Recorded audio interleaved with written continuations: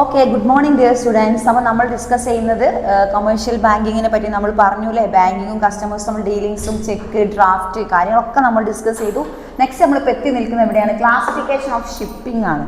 നമ്മൾ നേരത്തെ മിസ്സിന് ഒരു കഴിഞ്ഞ ക്ലാസ്സിൽ മിസ് ഡിസ്കസ് ചെയ്ത് എന്തായിരുന്നു? ട്രാൻസ്പോർട്ട് അല്ലേ, നമ്മുടെ എന്ത് ഡിസഡ്വാൻറ്റേജസ് ആൻഡ് അഡ്വാൻറ്റേജസ് ട്രാൻസ്പോർട്ടേഷൻ.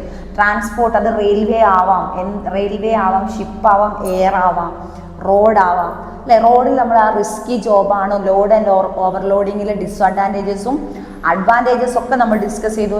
അതായത് ലിമിറ്റേഷൻസ് പറഞ്ഞു അല്ലേ. ലിമിറ്റേഷൻ മിസ്സിന് കഴിഞ്ഞ ക്ലാസ് ഡിസ്കസ് ചെയ്ത് എന്തായിരുന്നു? നമ്മുടെ അർജുൻ്റെ കാര്യം നമ്മൾ ഡിസ്കസ് ചെയ്തു അല്ലേ. അർജുന് നമ്മൾ എന്ത് ചെയ്തു? ലോഡ് ചെയ്ത് നെക്സ്റ്റ് സ്റ്റേറ്റിലേക്ക് പോയിട്ട് എന്ത് ചെയ്തു? നമ്മളറിയാം, അവിടെ പോയിട്ട് വെള്ളത്തിലേക്ക് പോയതും ലോറി പോയതും പെട്ടെന്നൊരു ദുരൂഹത പോലെ അർജുനെ പറ്റി നമുക്ക് എന്തായി മനസ്സിലായിട്ടില്ല. കുറച്ചൊരു ഗ്യാപ്പ് കിട്ടി. പെരുമഴയും മണ്ണിടിച്ചിലും വെള്ളം അർജുൻ പോയതും നമുക്ക് ഗവൺമെൻറ് ഭയങ്കര റിസ്ക് ജോബ്. അപ്പോൾ അർജുനെ കാണാതായതും loading and overloading through the റോഡാണ് അല്ലേ. അവൻ്റെ ആ ഒരു എന്താണ് പറഞ്ഞാൽ ലോറി അല്ലേ, ലോറി പോയതും കാണാതായതൊക്കെ എന്തിന് എക്സാമ്പിളാണ്? റിസ്കി ജോബിന്, റോഡ് ട്രാൻസ്പോർട്ടിന് എക്സാമ്പിളാണ് മിസ് അർജുൻ്റെ കാര്യം എക്സാമ്പിളായി പറഞ്ഞു. അതേപോലെ തന്നെ classification of shipping by sea means കടലിലൂടെ പോകുന്നതും ട്രാൻസ്പോർട്ടേഷൻ തന്നെയാണ്. അവിടെ കുറേ കാലം റിസ്ക് ഉണ്ട്. അത് കാർഗോ വഴി അത് നമ്മൾ ലോജിസ്റ്റിക് എന്നും പറയുന്നത്. കാർഗോൻ്റെ വേറൊരു പേരാണ് ലോജിസ്റ്റിക് മാനേജ്മെൻറ്റ്. അത് നമ്മുടെ സിലബസിലെല്ലാം മിസ് ജസ്റ്റ് പറയുന്നതാണ്. ലോജിസ്റ്റിക് മാനേജ്മെൻറ്റ് എന്ന് പറഞ്ഞാൽ എം ബി എയിലൊക്കെ നിങ്ങൾക്ക് പഠിക്കാനുണ്ടാവും. നിങ്ങൾക്ക് ഭാവിയിലേക്ക് പഠിക്കാനുള്ള ഒരു മാനേജ്മെൻറ്റാണ് ലോജിസ്റ്റിക് മാനേജ്മെൻറ്റ്. അതന്നെ നമുക്ക് എയർ മാനേജ്മെൻറ്റ്, എയർ ട്രാൻസ്പോർട്ടേഷനിൽ നമ്മൾ ഹെവി ലോഡൊക്കെ താങ്ങുമ്പോൾ എയറിൽ വെച്ച് ഫ്ലൈറ്റ് ചിലപ്പോൾ ടെക്നിക്കലി പ്രോബ്ലം വരുമ്പോൾ നമ്മളെ ഫ്ലൈറ്റ് നന്നാക്കുന്നതൊക്കെ എന്താണ്? എയർ ട്രാൻസ്പോർട്ടിൽ വരുന്ന റിസ്കി ജോബിൽ എക്സാമ്പിളാണ്.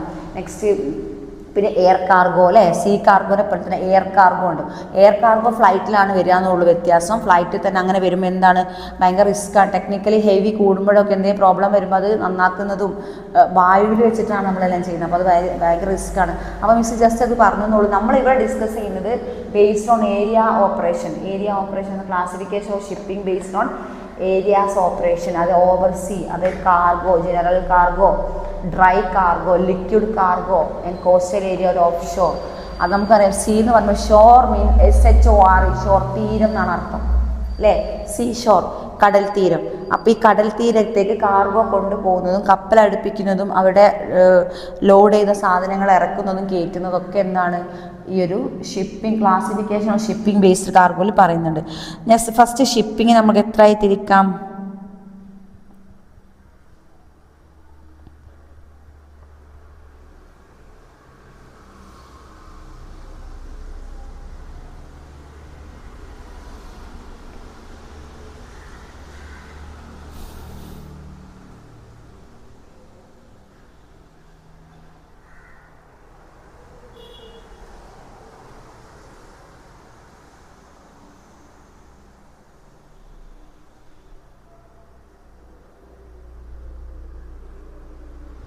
അല്ലേ, നമ്മൾ ട്രാൻസ്പോർട്ട് ആൻഡ് ഇമ്പോർട്ടൻസ് ആണ് പറയുന്നത്. നമ്മൾ റോഡ് ട്രാൻസ്പോർട്ട് പറഞ്ഞു, ഷിപ്പ് ട്രാൻസ്പോർട്ട് അല്ലേ, classification of ship based cargo പറഞ്ഞു, എയർ കാർഗോ പറഞ്ഞു, ജനറൽ കാർഗോ ഓവർസീസിൽ സീഷോറിലേക്ക് അവർ ലോഡ് കൊണ്ടുപോകണമൊക്കെ പറഞ്ഞു. Road transport large heavy risk ആണ് റോഡ് ട്രാൻസ്പോർട്ട് പറഞ്ഞു. നെക്സ്റ്റ് നമുക്ക് ഷിപ്പിങ്ങിൽ എത്രയായി തരംതിരിച്ചിരിക്കുന്നു എന്ന് നമ്മൾ പറഞ്ഞത്. Then transportation of goods, അതായത് classification of shipping, അത് oversea and coastal area. Okay, oversea and sea transport, oversea and coastal area ആണ് നമ്മൾ ഡിസ്കസ് ചെയ്തത് അല്ലേ. അതായത് overseas and coastal area, over shore and bulk cargo, general cargo, dry cargo and liquid cargo എന്ന് പറഞ്ഞത്. Carefully and examine the classification of shipping. Shipping can be broadly divided into 3 segments. എന്തൊക്കെയാണ്? Cargo and offshore shipping. Cargo and offshore shipping and segment is limited to supply the manpower and spare. Offshore illustrated manpower അല്ലേ, നമുക്കറിയാം risky ജോബാണ്. Shipping എന്ന് പറഞ്ഞാൽ ഷിപ്പിലൂടെ നമ്മൾ കൊണ്ടുപോകുന്നത് റോഡിലൂടെ കൊണ്ടുപോകുന്നതിനേക്കാളും ഷിപ്പിലൂടെ transport നടത്തുന്നതും നമ്മുടെ ലോഡ് ചെയ്യുന്നതും അൺലോഡ് ചെയ്യുന്നതൊക്കെ എന്നാൽ വെരി വെരി റിസ്കി ആണെന്നാണ് പറയുന്നത്. Next having booked a cargo of carry shipper obtain a shipping order, അതിനൊരു ഓർഡർ എടുക്കുന്നതും പ്രൊസീജിയറും കാർഗോ ഇറക്കുന്നതും കാർഗോ പിന്നീട് നമുക്കറിയാം, നമ്മൾ പണ്ടൊക്കെ ഗൾഫുകാരൊക്കെ വരുമ്പോൾ കാർഗോ വരുന്നുണ്ടെന്ന് പറയും. ലൈക്ക് ആദ്യം അവരിവിടെ എത്തിയിട്ടാണ് ബാക്കിലാണ് കാർഗോ വരിക, അത് ഷിപ്പിൽ വരുന്നതാണ് നമുക്ക് പിന്നീടാണ് മനസ്സിലായത്. Okay, transport and warehousing പറഞ്ഞാൽ എന്താണ്? Transport and warehousing. Okay, അത് മിസ് വായിച്ചുതരാം. Modern business involves manufacture of goods on a large and making them available to consumer distant places. So good must be moved on the place of production. Goods move ചെയ്യണമെങ്കിലുള്ള ട്രാൻസ്പോർട്ടാണ് നമ്മുടെ goods and services വിൽക്കാൻ move ചെയ്യാനുള്ള ആ ഒരു സർവീസസ്സാണ് എന്തെന്ന് പറയുന്നത്. നമ്മൾ move to place on production to place and concept create place utility them അല്ലേ. നമ്മൾ മാക്സിമം യൂട്ടിലിറ്റി ഉള്ള ഗുഡ്സ് ആൻഡ് സർവീസസ് ആണ് നമ്മൾ എന്ത് ട്രാൻസ്പോർട്ട് ചെയ്യുന്നത് by shipping, by air, by sea അല്ലേ. It's very risky in that section. In transport, its importance. Transport simply state means carrying the goods and passengers from place to another place. എന്താണ് transport? Goods and services and ഒരു പ്ലേസിൽ നിന്ന് one place to another പ്ലേസിലേക്ക് പോകുന്നതിനാണ് goods and services. Passengers with passengers ആണ് അല്ലേ. അതിലാരെങ്കിലും driver ഉണ്ടാവും. ആ ഗുഡ്സ് ആൻഡ് സർവീസസ് കണക്കും കാൽക്കുലേറ്റ് ഒക്കെ ചെയ്ത് കൊടുക്കാനുള്ള ആൾക്കാരുണ്ടാവും. In modern society, the scope of trade has increased only due to the range of goods produced, but also on account of large scale of production. Next, നമുക്ക് പഠിക്കാനുള്ളത് essential of goods and services ആണ്. Essential of goods and transport system. എന്താണ് essential of goods and നമുക്കറിയാം നിർബന്ധമായി നോക്കേണ്ടതാണ്. Should be it transport removes the barrier distance of the trade and transport mode of transport, road transport, rail transport and sea transport ഒക്കെ നമ്മൾ discuss ചെയ്താണ്.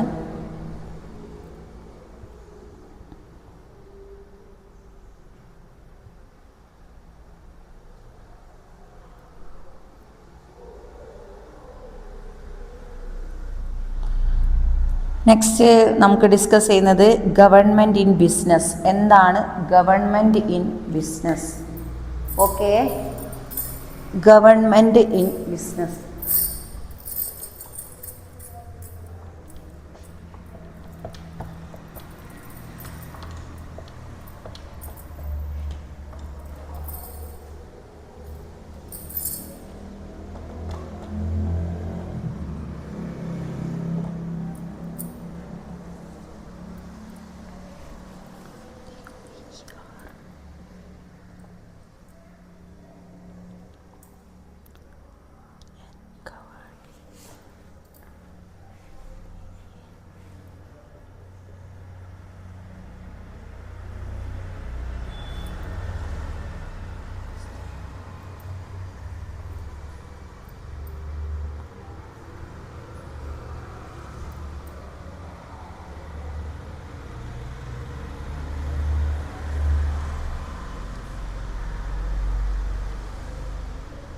Instruments of government control.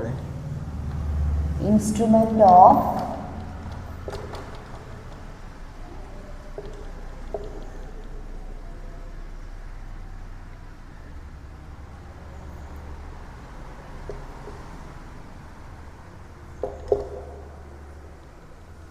control.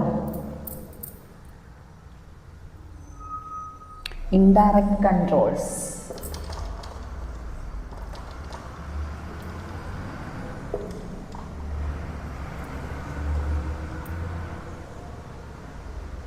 Tax, changes in tax.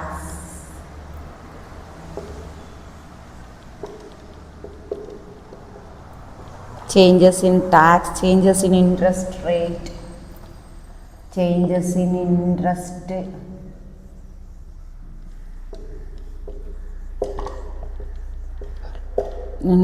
rates. Okay, ഇത്രയും കാര്യങ്ങൾ നമുക്ക് discuss ചെയ്യാനുള്ളത്. Just miss അതിൻ്റെ introduction ഒന്ന് വായിച്ചു തരാം.